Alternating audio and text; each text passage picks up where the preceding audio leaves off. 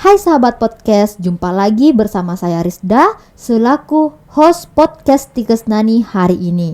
Nah, seperti biasa setiap ada podcast Tikes Nani yang pastinya akan menampilkan bintang tamu yang spesial dan juga topik yang menarik.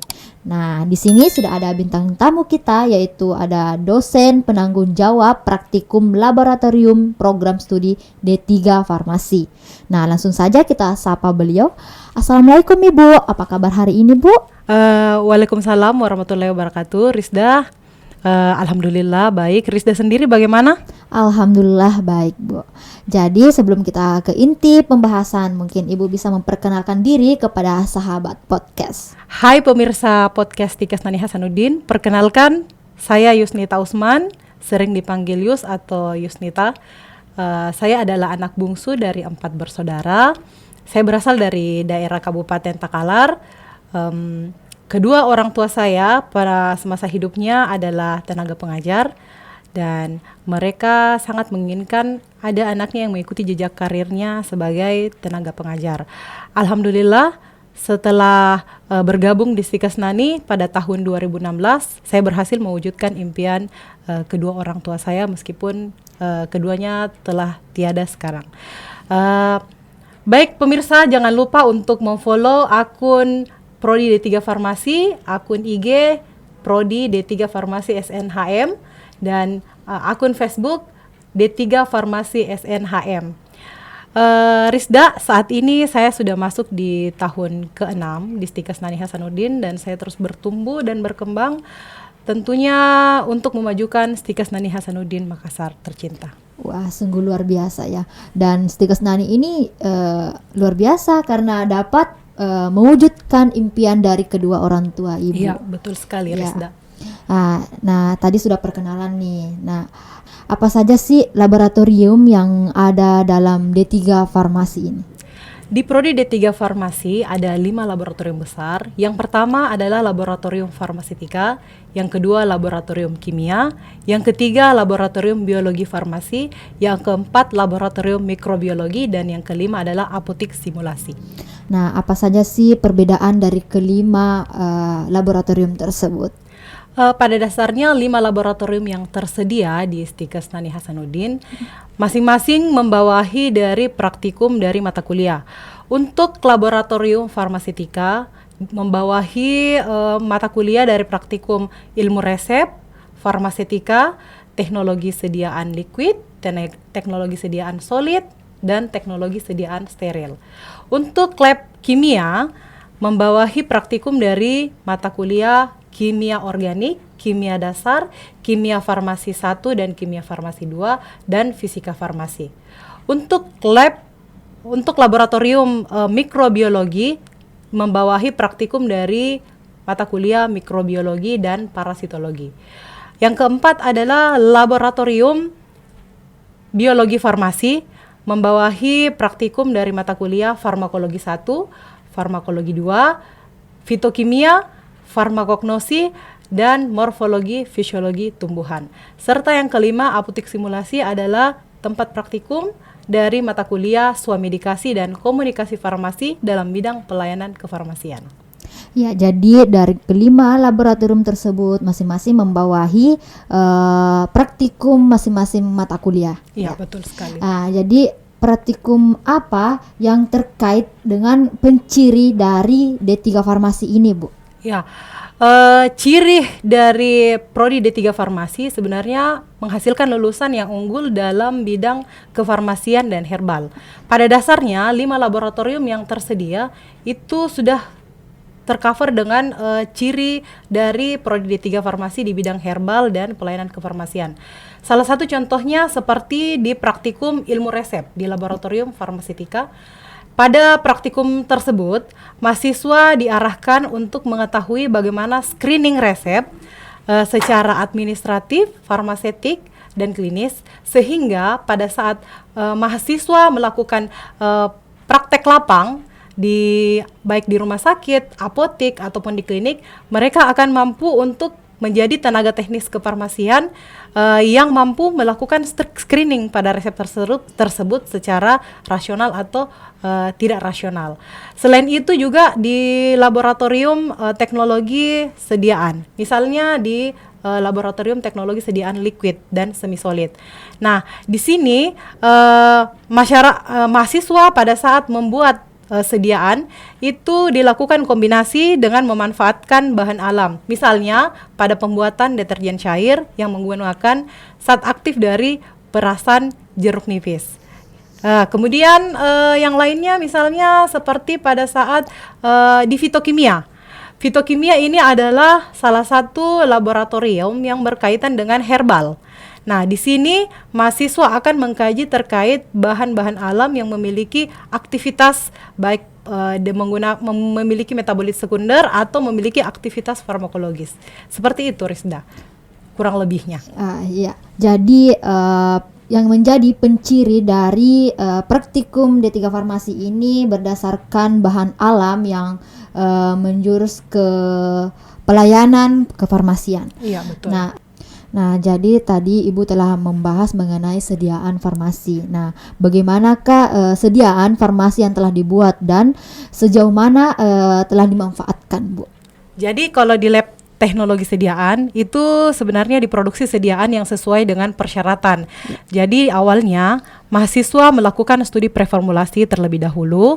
Jadi pada tahapan tersebut mahasiswa melakukan diskusi. Dari diskusi tersebut, mahasiswa akan memilih bagaimana pemilihan zat aktif dan bahan tambahan yang sesuai dengan studi literatur. Tentunya dikaitkan dengan pustaka farmakologi dan mengikuti perkembangan teknologi. Biasanya mahasiswa mengikuti dengan penelitian-penelitian yang sudah terpublikasi secara nasional dan internasional, ya. Kemudian mereka dari hasil diskusi tersebut akan lahirlah formula atau rancangan formula yang kemudian dilakukan pembuatan sediaan. Nah, per tahun 2020 karena ada tren dari pandemi COVID-19, sehingga khusus di lab teknologi sediaan liquid dan semi solid dibuatlah sediaan hand sanitizer. Dibuatlah hand sanitizer yang kemudian sejauh ini sudah dimanfaatkan di laboratorium untuk antiseptik mahasiswa saat praktikum, juga telah dibagikan di dosen-dosen sebagai pencegahan penularan COVID-19 di lingkup kerja Stikesnani Hasanuddin. Selain itu, Rizda mungkin bisa melihat ini adalah salah satu contoh. Jadi waktu COVID-19, Balai POM itu mengeluarkan formula yang sudah mereka uji terlebih dahulu terkait pencegahannya terhadap pertumbuhan mikroorganisme di tangan. Nah, ini yang kemudian kami gunakan untuk dilakukan pembuatan sediaan di laboratorium. Selain itu dari deterjen cair, ya, deterjen cair yang memanfaatkan bahan alam dari perasan jeruk nipis. Tentunya ini sebelumnya mahasiswa melakukan studi literatur juga dari berbagai artikel-artikel yang telah melakukan penelitian sebelumnya. Ya, tadi telah disebutkan bahwa D3 Farmasi ini telah memproduksi deterjen dan juga hand sanitizer yang telah direkomendasikan oleh Balai POM. Dan tadi Bu, saya sudah mencobanya, ternyata ini tidak lengket dan tidak menyengat.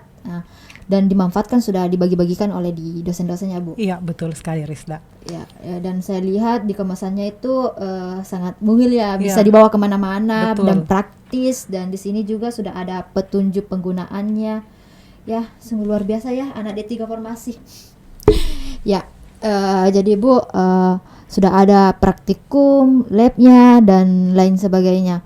Jadi Bu, pengetahuan dan keterampilan apa yang didapatkan oleh mahasiswa D3 Farmasi ini setelah melakukan praktikum?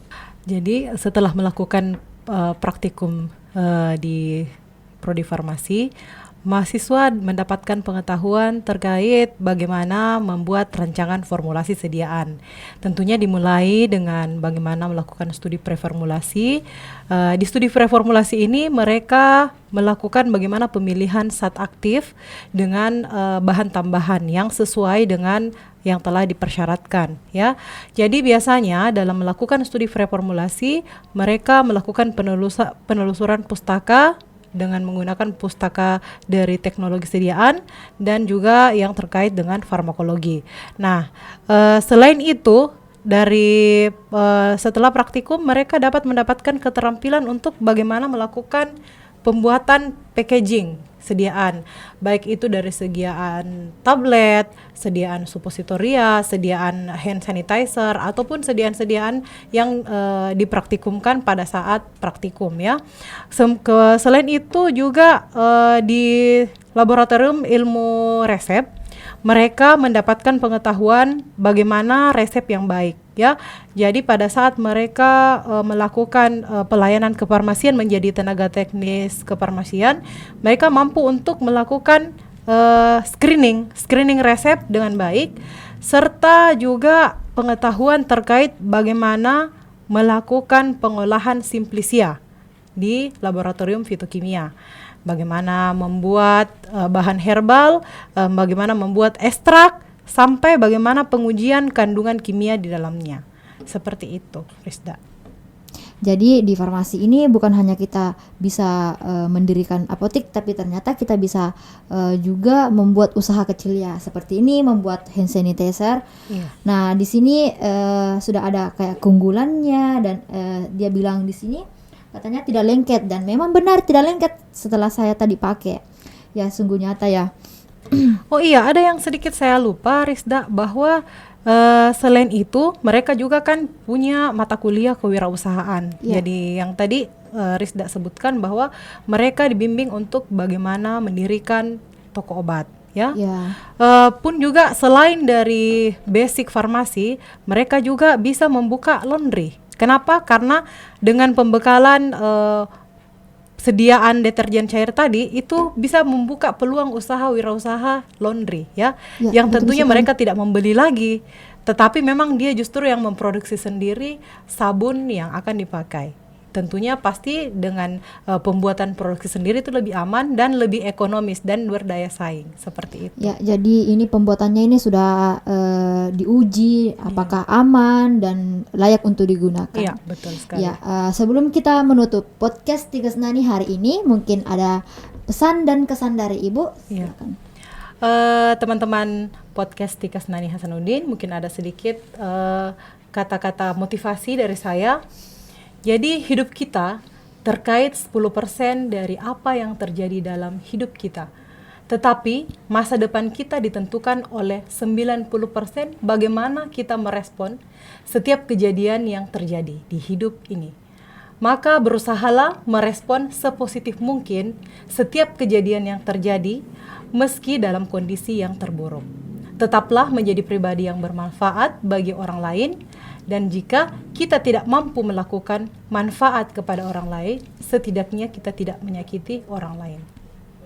Oh ya, jangan lupa untuk yang tertarik dengan berbagai perbincangan hari ini terkait Prodi D3 Farmasi, jangan lupa untuk follow akun Instagram dan Facebook, dan mari bergabung di Tigas Nani di Prodi D3 Farmasi. Bergabung dan kalian akan diajar oleh dosen-dosen yang kompeten di bidang keahliannya untuk menjadi tenaga teknis kefarmasian yang unggul di bidang herbal dan pelayanan kefarmasian. Terima kasih.